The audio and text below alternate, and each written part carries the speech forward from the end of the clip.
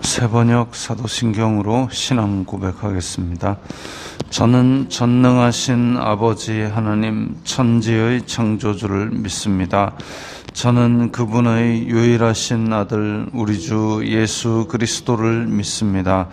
그분은 성령으로 잉태되어 동정녀 마리아에게서 나시고 본디오 빌라도에게 고난을 받아 십자가에 못 박혀 죽으시고 장사된 지 사흘 만에 죽은 자 가운데서 다시 살아나셨으며 하늘에 오르시어 전능하신 아버지 하나님 우편에 앉아 계시다가 거기로부터 살아있는 자와 죽은 자를 심판하러 오십니다. 저는 성령을 믿으며 거룩한 공교회와 성도의 교제와 죄를 용서받는 것과 몸의 부활과 영생을 믿습니다. 아멘. 거룩하신 아버지 하나님 감사합니다. 간밤에도 편히 쉬게 해주시고 새벽에 기도하는 자리에 불러주시니 감사합니다. 이 시간 저희들 마음 중심으로 주님을 경외하게 하여 주시옵소서. 예수님 이름으로 기도드리옵나이다. 아멘. 찬송가 272장입니다.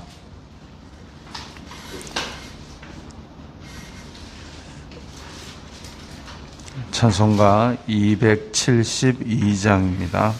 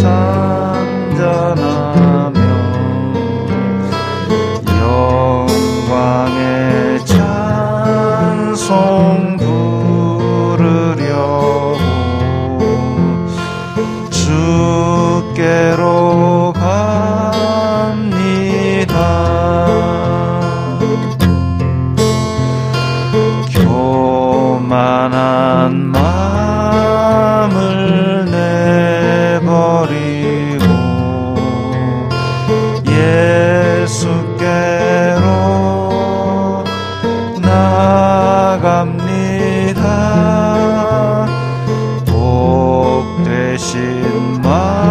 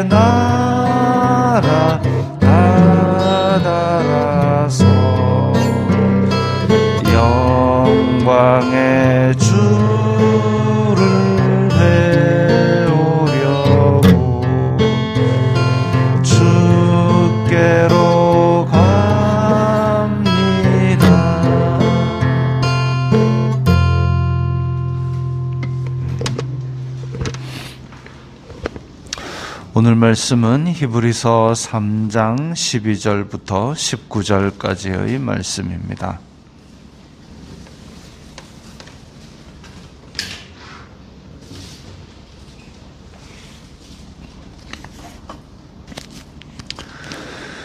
히브리서 3장 12절부터 19절까지의 말씀 함께 읽겠습니다.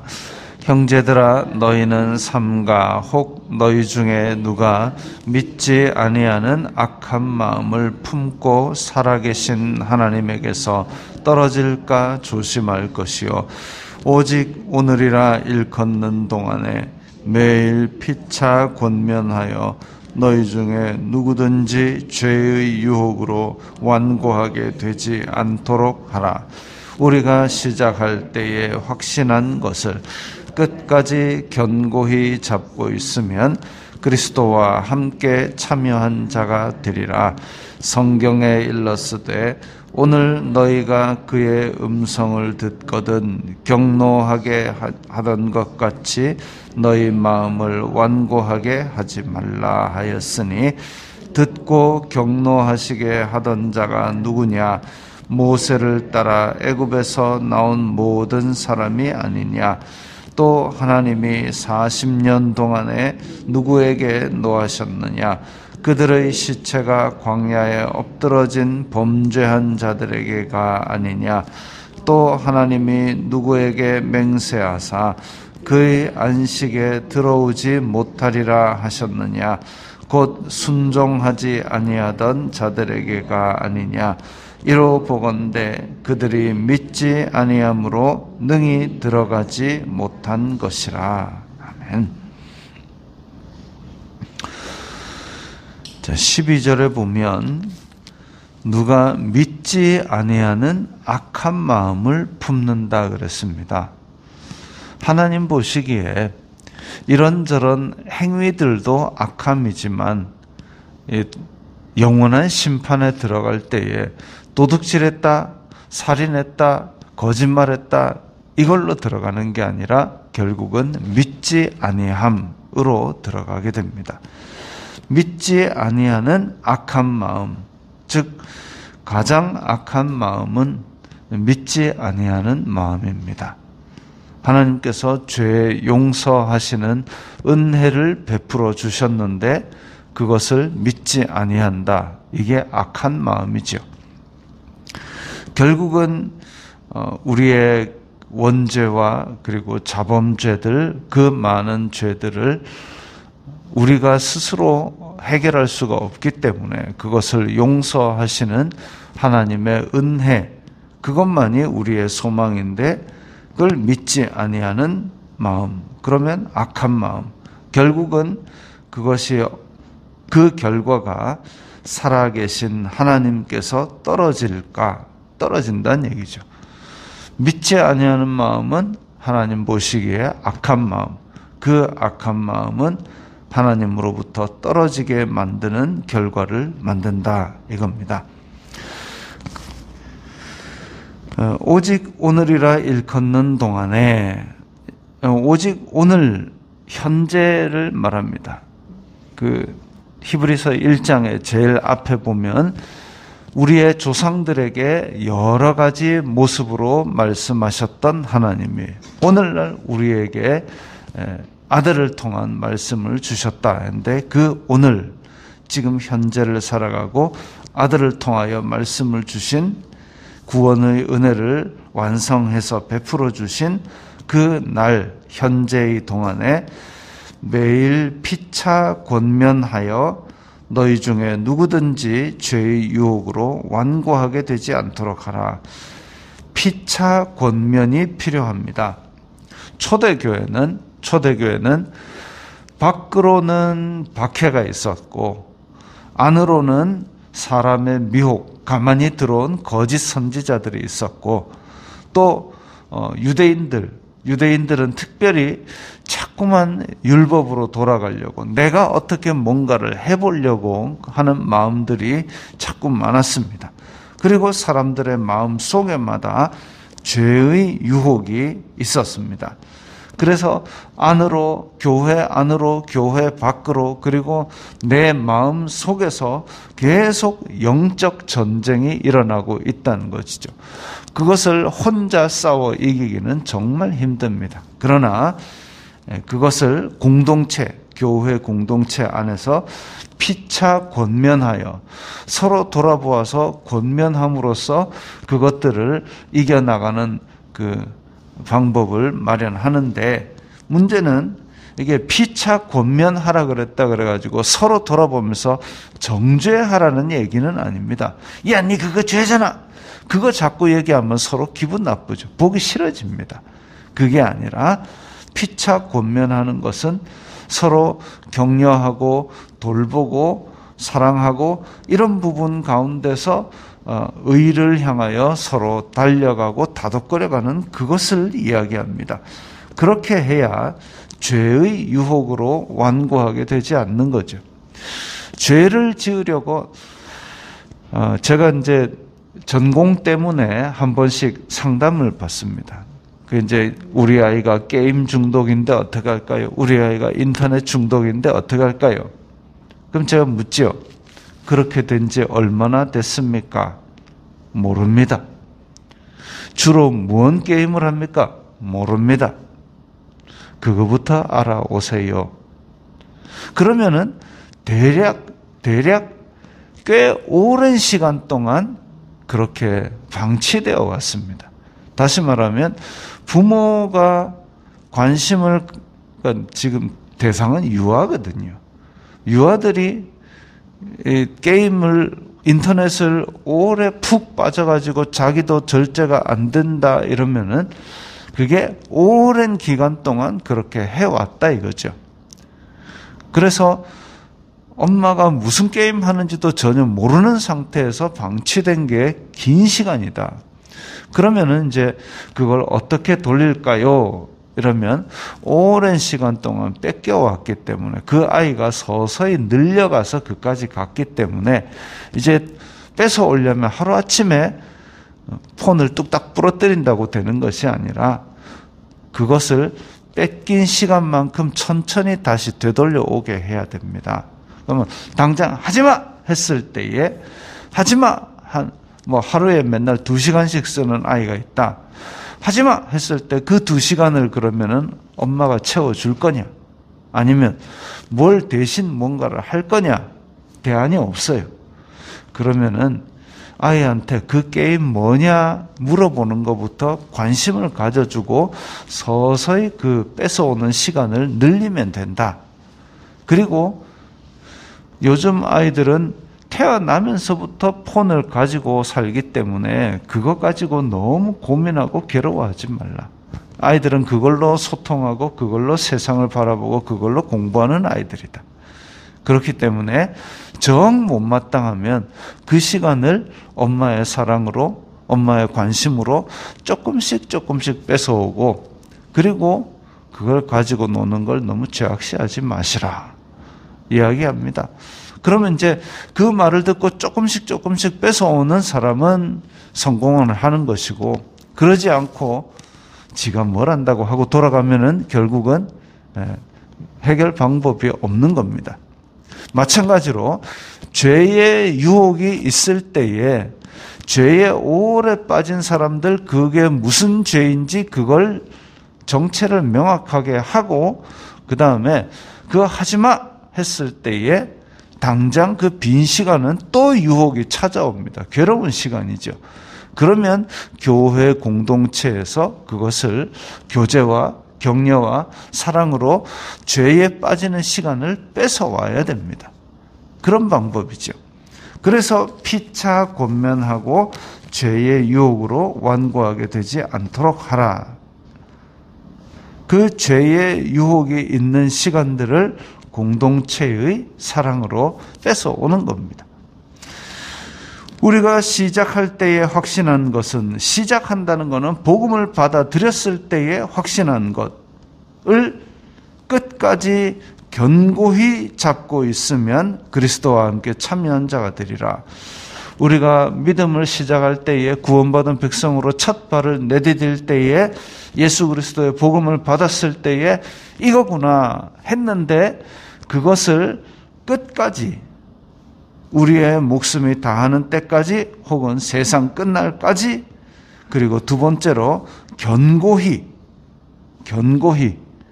거기에서 한 발짝도 물러서지 말고 붙들고 있으면 그러면 우리가 그리스도와 함께 참여한 자가 되리라. 끝까지 견고히가 오늘 본문의 어쩌면 결론이라고 볼 수 있습니다. 끝까지 견고히 처음 받은 복음에서 떠나지 말아야 되는데 이 처음 받은 복음에서 조금 익숙해지면 이제 내가 좀 해보겠다 하고 다시 율법으로 돌아가기도 하고 내가 이걸 좀 더 배워봐야지 하고 가만히 들어온 이상한 가르침에 빠지기도 하고 그렇기 때문에 처음 시작할 때에 확신한 것을 끝까지 견고히 잡는 것이 성도에 굉장히 필요한 부분입니다. 성경에 일렀으되 오늘날 그의 음성을 듣거든 경노하시게 하던 것 같이 너희 마음을 완고하게 하지 말라.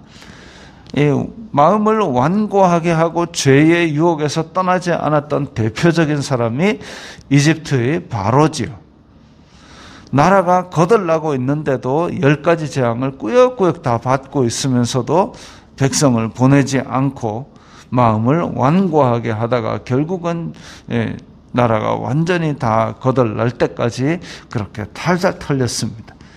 죄악에 대해서도 자기의 마음을 완고하게 그 권면들을 거절하고 죄악의 유혹 속에 빠지는 사람은 결국은 탈탈 털리고 최후의 심판 제일 아랫목에 떨어지게 되는 거죠. 16, 17, 18절에는 세 가지 질문이 나옵니다. 듣고 경노하시게 하던 자가 누구냐? 또 40년 동안 누구에게 노하셨느냐? 하나님이 그의 안식에 들어오지 못하게 하는 건 누구냐?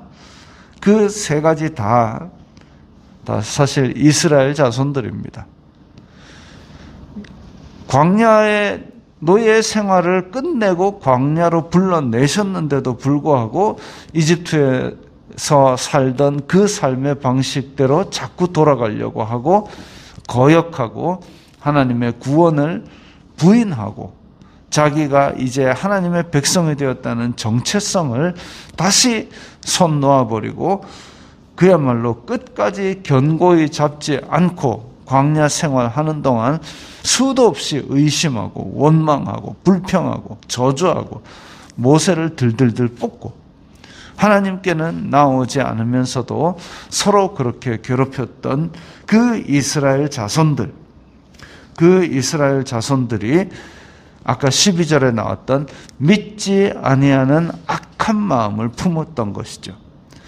악한 마음을 품은 자들이 결국이 어떻게 되느냐?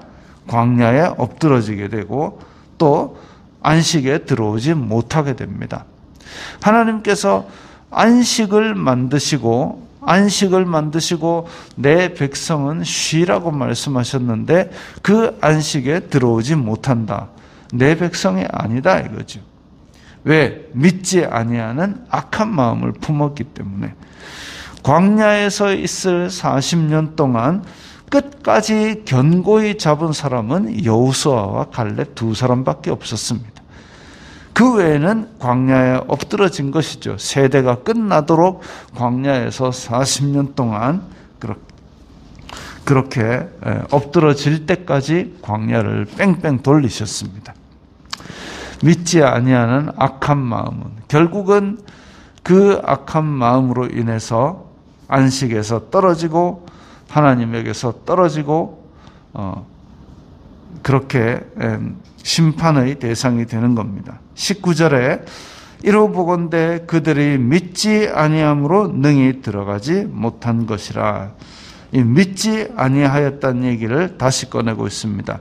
12절에 나왔던 믿지 아니하는 마음이 19절에 다시 믿지 아니하는 마음으로 그렇게 다시 끄집어내고 있습니다. 그러면 믿지 아니하는 악한 마음은 결국은 하나님에게서 떨어지고 안식에 들어오지 못하고 광야에 엎드러지고, 그러나 그 반대의 마음은 처음 받았던 것을 끝까지 견고히 붙드는 사람, 그 사람은 그리스도와 함께함을 얻게 될 것입니다. 우리도 지금 미혹이 많은 시대에 살고 있고 죄의 유혹이 많은 시대에 살고 있습니다. 모쪼록 공동체 안에서 피차 권면하면서 끝까지 견고히 붙드는 그런 성도들이 되어야 되겠습니다. 기도합니다. 거룩하신 아버지 하나님, 감사합니다. 저희들에게 예수 그리스도로 말미암는 복음을 주시고 또 교회 공동체를 주시니 감사합니다. 이 교회 안에서 피차 권면하여 우리가 받은 바를 끝까지 견고히 붙들게 하여 주시옵소서. 예수님 이름으로 기도드리옵나이다. 아멘.